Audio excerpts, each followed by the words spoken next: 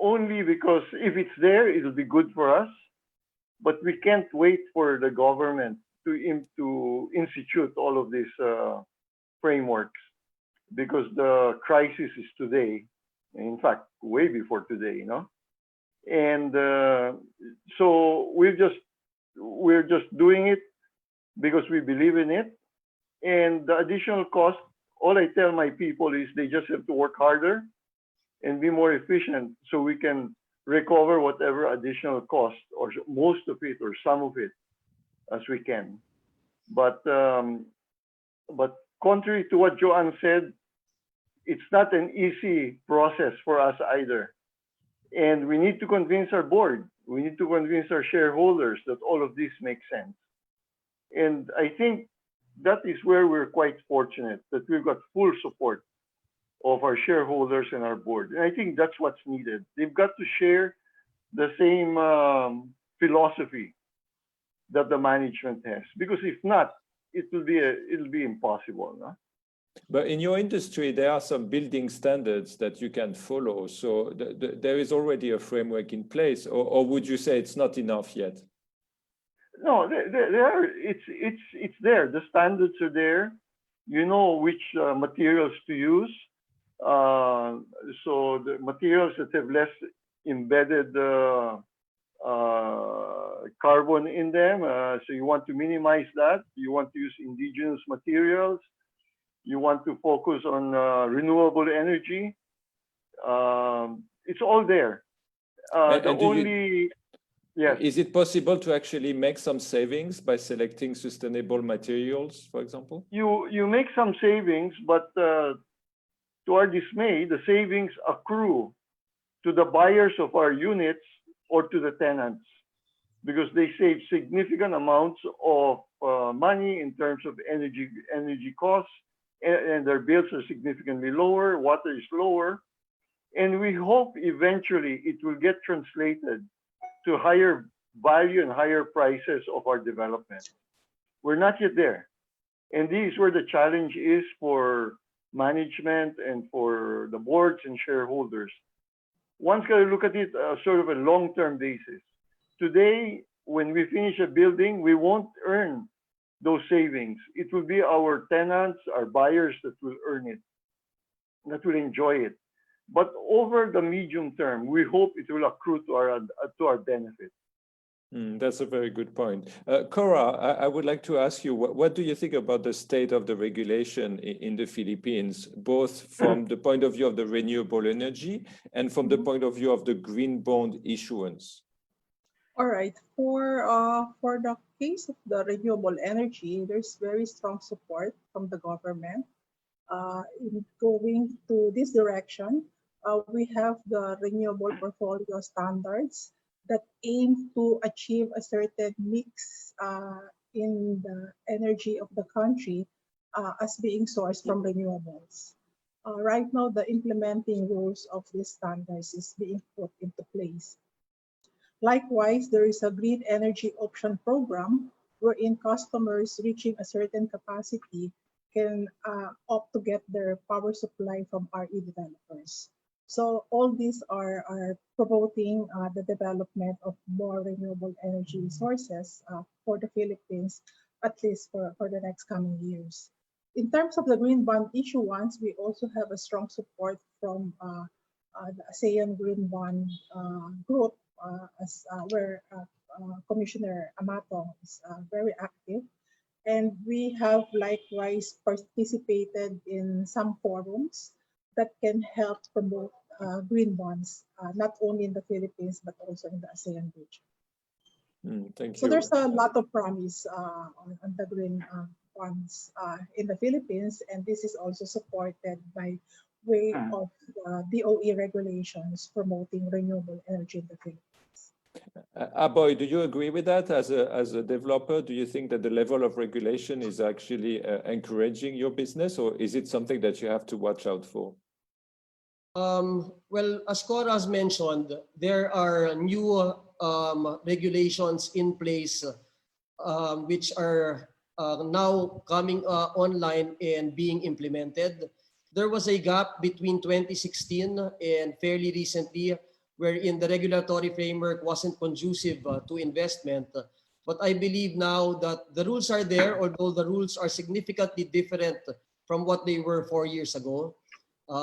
In other markets like Vietnam and possibly Myanmar and possibly Australia, the framework is definitely more conducive, and that's why you hear of close to 4.5 gigawatts of solar having been constructed in Vietnam, where as compared to their target of only 800 megawatts, and possibly close to 3 gigawatts of wind that may be constructed before the deadline of October 2021. So there's a lot of other markets in the region which may have more conducive regulatory framework. Having said that, there's still a lot of opportunities in the Philippines. And if you're able to understand the policies and have a good strategy, then I think you should be able to implement your programs and be profitable as well. Thank you very much. Now, I would like to shift to another theme, which is the access to investors, because one of the promises of the green bond or the sustainable bonds is that it will interest other types of investors that are there for the theme attached to the bond. So I would like to turn to you, Joanne, because BPI has come as far as going to the Swiss franc market to issue a green bond. How did this come about? And also you achieved a 0% coupon on this issue, which is amazing. So can you tell us about this opportunity of accessing new pools of capital? Okay.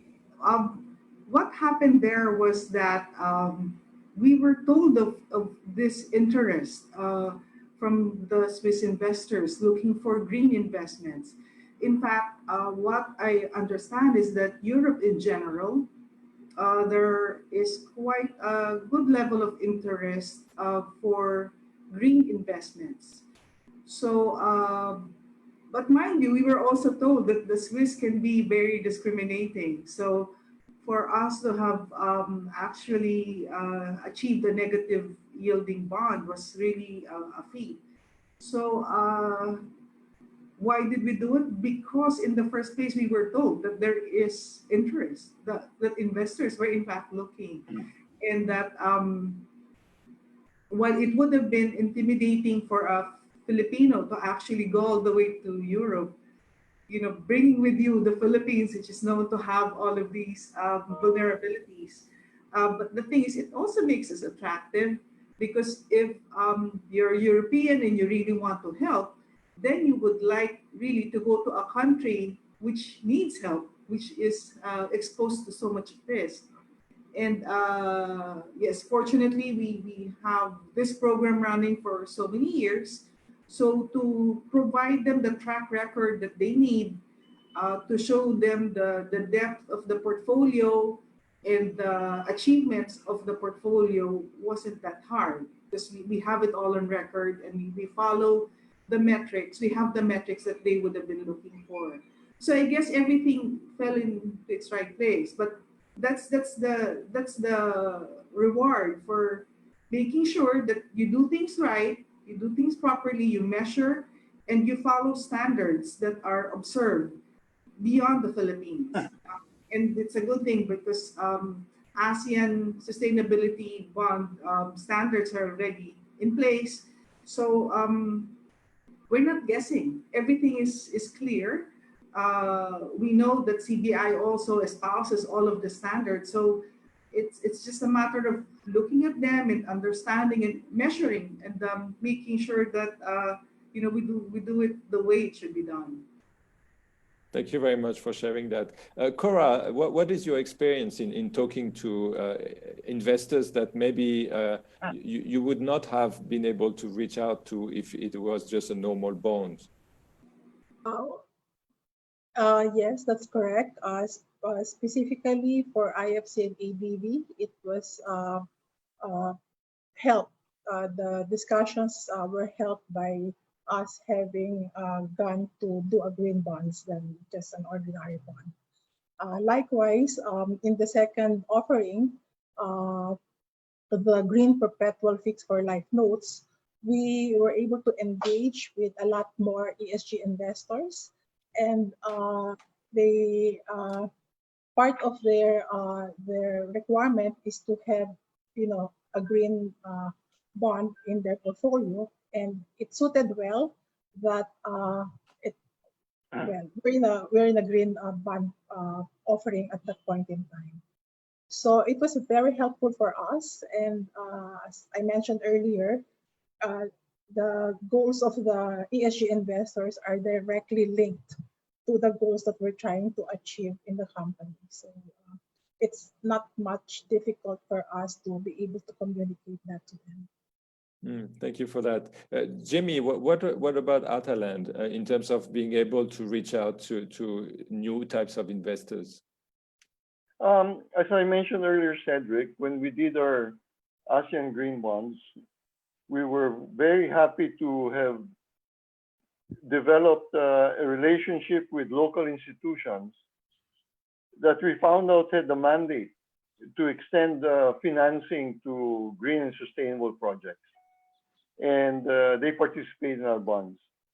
I mentioned earlier also that we were hoping some international institutions would, but because of our own conservative financial management policies where we don't take foreign exchange risk, they weren't able to participate. But having said that, concurrently with the work that we were doing in the ASEAN green bonds, we were also working with another international institution that was attracted to us, not so much in participating in the bond, but to directly co-invest with us in our projects. And they were attracted by our commitment to sustainability and the high standards that we have in our development. So we've entered into a strategic relationship with Mitsubishi Estate. And early this month, they actually made a major investment by taking a participation in one of our major projects. And as you know, Mitsubishi Estate, and this is the first investment that Mitsubishi Estate is making in the country. And as you know, they own the largest portfolio of commercial or of property development projects in Japan and overseas as well, including the Rockefeller Center. So for such a large company to get attracted to enter into a strategic relationship with a medium-sized company, principally because of our standards, including our commitment to sustainability, I think speaks a lot in terms of the increasing interest of large international institutions along these lines. And how does the future look for your group? Obviously, we are going through a major crisis in the world right now, but we have to look beyond that. So in terms of, driving your business, would you say that you will continue to look at thematic bonds to drive your financing? Jaime? Yes, definitely. Definitely. Although obviously, like everyone else, we're carefully watching what's happening in the environment, in the economy, in our industry, to see what the net result would be of this pandemic. We have not changed any of the timelines that we instituted pre-COVID. We've got commitments from everyone, including our general contractors, that they will complete ongoing projects as we had originally scheduled. They just have to catch up. We just have to work harder. And we've got a whole pipeline of projects that we are pursuing, and we intend to complete all of the work on this and ready to launch as and when the markets are ready to go. And all of this will require additional financing, and green bonds would be a natural for us, no? Thank you. Joanne, what about BPI? How does the future look? Obviously, you mentioned this new circular that was from the central bank that is going to be your next focus in the next few months. But beyond that, how do you see the sustainability agenda being driven within your organization? You see, the BSP circular will definitely impact the banks. The banks will have no choice but to comply in the next 3 years as far as the sustainable finance framework is concerned. But one thing that works to our favor here as a sector is that the level of consciousness towards risk management, and specifically climate risk management, environmental risk management, I think in the end will bode well for the sector, because we are really in a country that is very, very susceptible to a lot of risks. So if we will be able to incorporate in our screening procedures and in our monitoring standards, even before we fund and while we are funding certain projects, I think in the end, it will help a lot, because the level of consciousness will rise significantly. Imagine a borrower will not be able to borrow until they have actually complied with certain metrics. So I guess net it will be initially not so easy for a lot of sectors, especially because we have a COVID crisis happening. We have just finished volcano eruption. And then, we know there will be typhoons. There are always typhoons every year in the Philippines. And God help us, but there are also a lot of earthquakes that will happen, flooding that will happen. I mean, I don't know of a year where we do not have one. So as far as I can remember, maybe Jimmy, your number of years are longer than mine, but I cannot remember any year where I do not hear of any of these disasters happening. So in the end, while it is not going to be initially easy, as Jimmy was mentioning, and not as necessarily inexpensive, there will be costs to it, including not just monetary, but the need to be technically prepared to implement stricter standards.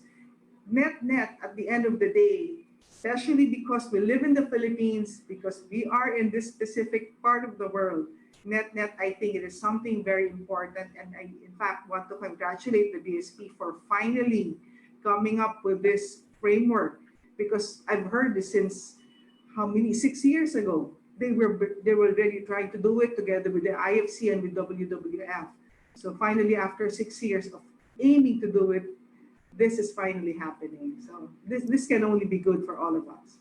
Thank you very much, Joanne. Aboy, let me turn to you. You're managing a relatively young business, so you have a lot of things to look ahead to. How do you see the next few years panning out? That's correct. Well, as you know, energy and infrastructure are long-term investments. While we are obviously affected by the current crisis, we continue to look at the medium and long term. I believe that ADB has projected a 6.2% growth for 2021. And if we're able to get on that glide path as soon as possible and continue on our upward trajectory where we were on, then we should see the demand for electricity coming in the next few years. That's exactly why we continue to invest, we continue to develop projects, and we continue to construct and operate projects. So the ability to access and issue green bonds really allows us access to swift and competitively priced capital. And in turn, that allows us to move forward at a faster rate, even if there is a little additional expense at the onset. I believe with the speed and scale that it allows us to implement our projects with, then we will actually be in a better state at that point in time. Thank you, Aboy. And Cora, I think the final word will come to you. How do you see the next few years for your group and your activities? And when is the next AC Energy Green Bond coming? Okay, right now, all our projects are under construction in the Philippines and in Vietnam. We continue to construct them despite the crisis. On top of that, we also have a project pipeline that not only in the Philippines, but in other parts of Asia. And at the opportune time, we will definitely go back to market to be able to raise financing in order to fuel the the the construction of all these projects that we want to pursue and help us go to our target of 5,000 megawatts by 2025. But one thing that we have set in mind is that whatever fundraising that we will do, we will always make sure that it's green. So it's going to be part of our DNA already. Thank you very much, Cora. I think the Philippines can really be proud to show the lead in terms of responding to this very imminent threat of climate change. So you have a country that is very exposed, as Joanne was saying, from various angles, and yet, you know, the businesses are responding very positively, and this is putting definitely a very positive light on the country as a whole. And at Climate Bonds Initiative, we are working, very actively to support all the efforts that are happening in the Philippines. Our certification program is there to provide science-based evidence of the green projects that are being selected. And it's true, there are some extra costs to do all this brilliant work that is happening. But I think for the long term, it builds up a very solid reputation for businesses to be there for the people for the long term. So I would like to thank you all, our panelists today who joined out of their busy schedule. It was a very interesting discussion with you all. Thank you so much for joining.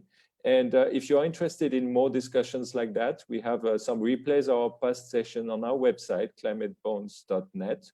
And also we will have some new sessions focusing on different parts of the market. Thank you very much for today. Have a good day and stay safe. Thank you, Cedric. Thank you very Thank much. you, thank you, thank you, Stay safe, Cedric. everyone. Thank you very much. Thank you. Bye. Bye. Bye.